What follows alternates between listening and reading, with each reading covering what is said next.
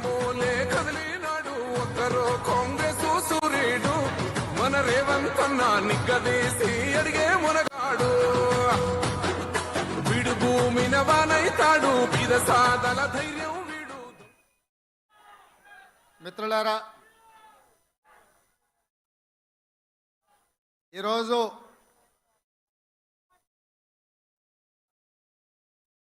గాంధీ భవన్లో శ్రీమతి సోనియా గాంధీ గారి ఆశీర్వాదంతో శ్రీ మల్లికార్జున్ ఖర్గే గారు మిత్రుడు, శాసన మండలి సభ్యుడు, కాంగ్రెస్ పార్టీ తెలంగాణ కార్యనిర్వాహక అధ్యక్షుడిగా పనిచేసిన సోదరుడు మహేష్ కుమార్ గౌడ్ గారిని, తెలంగాణ రాష్ట్ర కాంగ్రెస్ పార్టీ అధ్యక్షుడిగా రాహుల్ గాంధీ గారి మద్దతుతో నియమించి ఈరోజు వారు పదవి బాధ్యతలు చేపట్టి శ్రీమతి సోనియా గాంధీ గారు, శ్రీ మల్లికార్జున్ ఖర్గే గారు, శ్రీ రాహుల్ గాంధీ గారు ఏ నమ్మకం విశ్వాసం వారి మీద పెట్టుకున్నారో ఆ నమ్మకం విశ్వాసాన్ని కొనసాగించడానికి ఈరోజు రాష్ట్ర శాఖ అధ్యక్షులుగా వారు బాధ్యత చేపట్టడం మనందరికీ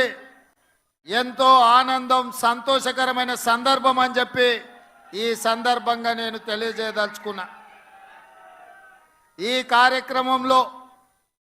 ఏఐసిసి ఇన్ఛార్జ్ దీపాదాస్ మున్షి గారు, ఏఐసిసి సెక్రటరీలు, సహచర మంత్రివర్గ సభ్యులు, పార్లమెంట్ సభ్యులు, శాసన మండలి సభ్యులు, శాసన సభ్యులు,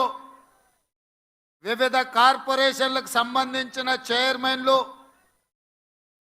రాష్ట్ర కాంగ్రెస్ పార్టీలో వివిధ హోదాలలో ఉన్న నాయకులు, జిల్లా పార్టీ అధ్యక్షులు, మండల పార్టీ అధ్యక్షులు,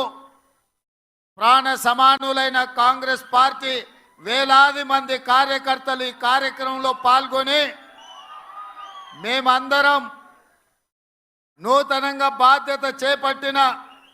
మహేష్ కుమార్ గౌడ్ గారికి అండగా నిలబడతామని విచ్చేసినందుకు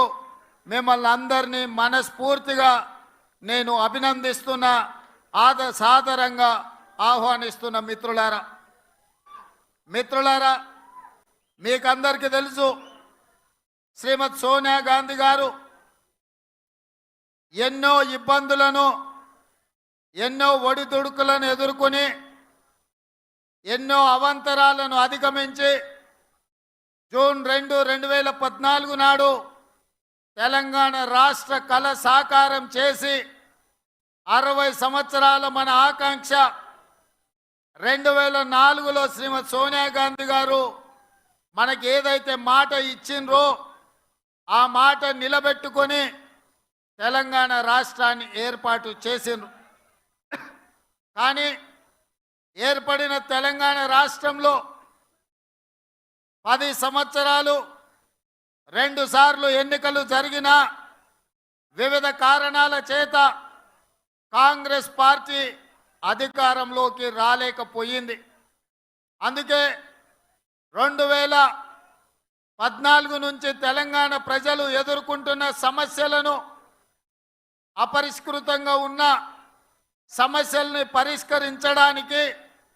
కాంగ్రెస్ పార్టీ కార్యకర్తలు నానా కష్టాలు ఎదుర్కొని తెలంగాణ రాష్ట్రంలో జరిగిన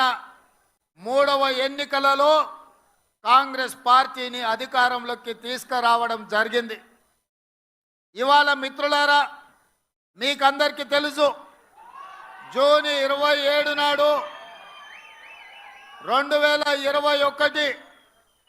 శ్రీమతి సోనియా గాంధీ గారు నన్ను కాంగ్రెస్ పార్టీ తెలంగాణ శాఖ అధ్యక్షుడిగా నియమిస్తే పెద్దలు ఉత్తమ్ కుమార్ రెడ్డి గారు, పట్టి విక్రమార్క గారి సహకారంతో జూలై 7 నాడు 2021 కాంగ్రెస్ పార్టీ తెలంగాణ శాఖ అధ్యక్షుడిగా బాధ్యత చేపట్టి ఆనాటి నుండి ఈనాటి వరకు దాదాపుగా 38 నెలలు నిరంతరం కాంగ్రెస్ పార్టీ కార్యకర్తలని సమన్వయం చేసుకుంటూ ప్రజా సమస్యల్ని పరిష్కరించుకుంటూ ముందుకు సాగడం జరిగింది. ఇవాళ మిత్రులారా, నేను జూలై 7, 2021 బాధ్యత చేపట్టిన తర్వాత అందరితో చర్చించి మొట్టమొదటి కార్యక్రమం దళిత గిరిజన దండోరా అని ఇంద్రవల్లి నుంచి ఆదిలాబాద్ నుంచి సమర శంఖం పూరించి ఆనాటి నుంచి వెనక్కి తిరిగి చూడకుండా లక్షలాది మంది కాంగ్రెస్ పార్టీ కార్యకర్తల్ని సమన్వయం చేసుకొని ముందుకు నడిపించి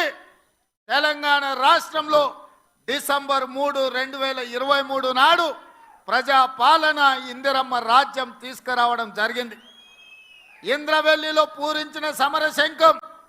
వరంగల్లులో రైతు సంఘర్షణ సభను పెట్టి రైతు డిక్లరేషన్ చేయడం ద్వారా తెలంగాణ రాష్ట్ర లక్షలాది రైతాంగానికి 2 లక్షల రూపాయల రుణమాఫీ చేస్తామని చెప్పి ఆనాడు రాహుల్ గాంధీ గారు మాట ఇవ్వడం జరిగింది. కాంగ్రెస్ పార్టీ, గాంధీ కుటుంబం మాట ఇస్తే మాట తప్పని మడమ తిప్పని నాయకత్వ లక్షణాలు కలిగిన గాంధీ కుటుంబం రాహుల్ గాంధీ గారు ఇచ్చిన మాట మేరకు ఈ సంవత్సరం ప్రభుత్వం ఏర్పడిన 6 నెలలలోపే 2 లక్షల రూపాయల రుణమాఫీ చేసి 18,000 కోట్ల రూపాయలు 23 లక్షల రైతుల ఖాతాలో వేసి వ్యవసాయం దండుగ కాదు, వ్యవసాయం పండుగ అని ఇందిరమ్మ రాజ్యంలో మనము నిరూపించినాం. ఇది కాంగ్రెస్ పార్టీ నిబద్ధత. ఇదే కాదు, సెప్టెంబర్ 17, 2023 నాడు రాజీవ్ గాంధీ ప్రాంగణం తుక్కుగూడ రంగారెడ్డి జిల్లాలో శ్రీమతి సోనియా గాంధీ గారు, శ్రీ మల్లికార్జున్ ఖర్గే గారి నేతృత్వంలో తెలంగాణ రాష్ట్ర కాంగ్రెస్ పార్టీ 6 గ్యారెంటీలను తెలంగాణ ప్రజలకిచ్చి 6 గ్యారెంటీలను ముందు పెట్టుకొని మనం ప్రజల దగ్గరికి వెళ్ళడం జరిగింది. మనం చెప్పిన మానాడు మార్పు రావాలి అంటే, మార్పు కావాలి అంటే కాంగ్రెస్ రావాలి అని తండాలలో, గూడాలలో, మారుమూల పల్లెల్లో ప్రతి పేదవాడి గుండె తట్టి ఈ తెలంగాణ